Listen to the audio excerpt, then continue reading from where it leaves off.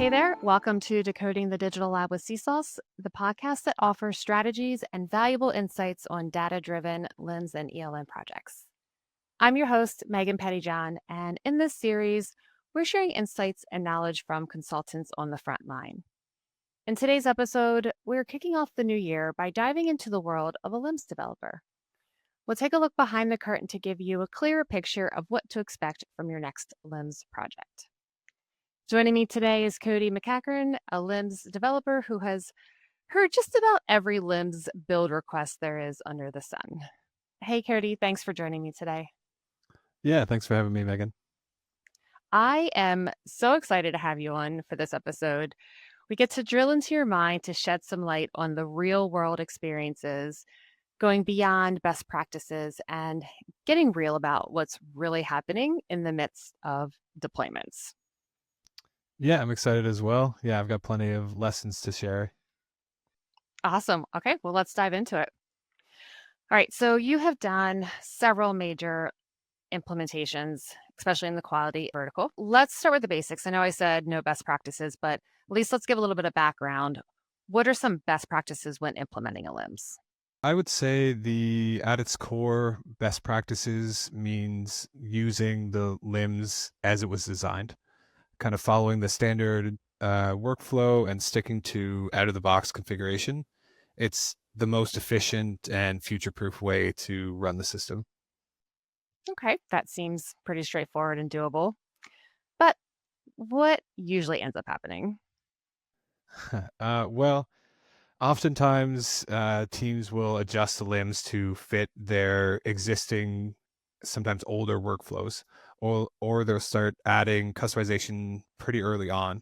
These changes can make the system more complex to maintain or upgrade down the line, rather than if they just adopted the new standard process.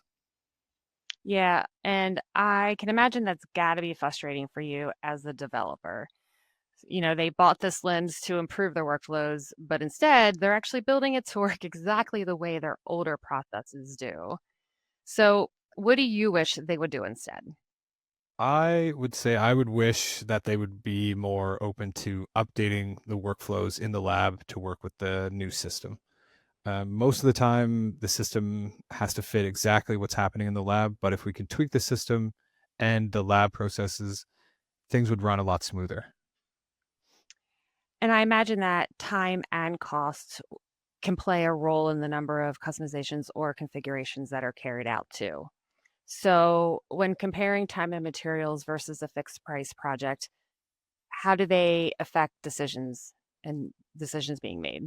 It's all about risk allocation. In a time and materials project, the client holds all the risk. It's a highly collaborative process focused on achieving the best outcome, even if the scope shifts a little bit. A fixed price project, though, means that the vendor, so us, takes all the risk. This approach is all about controlling the scope, the timeline, and the expectations pretty rigidly. It requires much tighter control up front. Okay, so the client should be properly prepared on the level of flexibility and changes they'll realistically get to make to the scope of the project. Yeah, definitely. For those times when you do run into situations where clients say, this is the way we always did it, what's the danger of forcing a new system to mimic the old way? I would say the goal of a new LIMS is to really improve your workflow or workflows. If you're spending time and money to make a cutting edge system function like a legacy one, you're really missing out on the key efficiencies and improvements. It's kind of a short term pain for a long term gain. Change management is definitely tough, but it's essential to embrace the new system's design. Can you clarify the difference between customization and configuration for our listeners, just in case they're not quite sure? Yeah, of course. Configuration is using limbs as it's intended. It's you're leveraging all the flexibility built into the system settings, and customization is changing the underlying code or structure to sort of force it to do something it wasn't built for. Configuration gives you more long-term support but less flexibility. Heavy customization gives you more control over the system, but can create kind of like long-term problems such as maintenance could be harder, or if you're doing a major system upgrade, it could break your custom code. I would say probably a good or a general rule of thumb is the 80-20 rule. A LIMS should be about 80% configured and 20% customized. We actually have a blog about that that helps break down the differences, like the pros and the cons. I could throw a link to that in our podcast description for our listeners. So if you're interested, listeners, go there and click on that link. All right, so the hard question, when does heavy customization signal the LIMS is not the right fit? I would say that if most or every major workflow requires like pretty heavy customization just to function, that's a huge red flag. Ideally, a client sees in the pre-implementation phase that the LIMS meets their key requirements largely out of the box. This is the time during the vendor demos to ensure that the out of the box functionality meets their needs and does not require heavy customization. Once the level of configuration versus customization has been settled, requirements are written down to capture the agreed upon needs. The developer writes the code to carry them out in the LIMS, but sometimes a consultant has to interpret them, right? Yeah, absolutely. Requirements can seem crystal clear, but I mean, assumptions are really always made. A major challenge is that I might code something based off of sort of my interpretation, and the client says, "Well, wait, that's not exactly what we meant." The solution is pretty simple, but I mean, it's not always easy, which is to have real time client confirmation.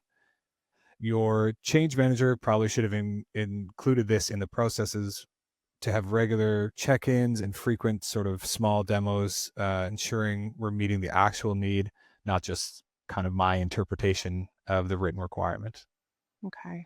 So the client must be prepared to do regular check ins, not just assume that the requirements are written and that their job is done.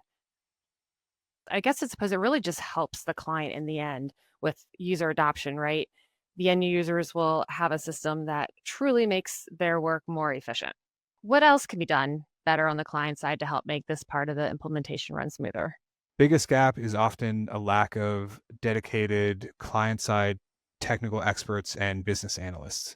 The consultant needs to ask technical and process questions, and if the client team can't quickly provide answers or access to systems, it can really create bottlenecks in the workflow. Having a strong internal business analyst and a tech lead who truly understands the whole entire business process, not just their own area, is key. They can see how changes in one part of the workflow might impact another, and this ensures accountability to the overall process and keeps the project moving efficiently. Looking back at the many implementations you've done, what are some of the challenges or lessons learned that you could share with our listeners? I would say one of the biggest challenges that I've run into is working with teams across different time zones. It can be tough to keep communication smooth and schedules aligned when people are literally on the other side of the world. And a big lesson I've learned that go lives are never perfect, and that's okay. I've seen projects get delayed because clients want everything to be flawless before launch, but really in reality, a go live should be seen as the first step in an ongoing process. You should launch, learn, and then improve as you go. All right. So, how did those constraints, the different people, the multiple time zones, shape your approach as a consultant? I would say that they really demanded flexibility and crystal clear communication. When you're dealing with time zones, you have to prioritize tasks strategically and maintain constant sort of asynchronous communication. Most importantly, you learn to adapt to different working styles and personalities, and it really forces you to anticipate issues before they become major problems. So, Cody, as our expert guest today, what is one key tip or piece of advice you'd offer our listeners who are looking to excel at their next LIMS project in 2026? If you're a decision maker or working with one, my biggest advice is to get the foundations right. Start by thinking about how you'll handle change, have a solid plan for communication, training, and milestones. This makes a huge difference when moving folks from the old way of doing things to the new system. And you'll also want to make sure that your internal team has capacity to actually support the project. I've seen too many implementations struggle because teams try to fit project work around their regular jobs instead of having dedicated resources from the start. And before you commit, make sure you have a real look at the system. Get a proper demo or even a hands-on trial to confirm it meets your core needs without requiring a ton of customization later.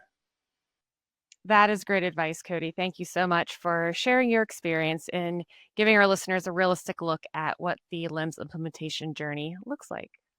Yeah, thanks. My pleasure, Megan. Well, that is all the time we have for today on Decoding the Digital Lab with CSols. Please join us next time.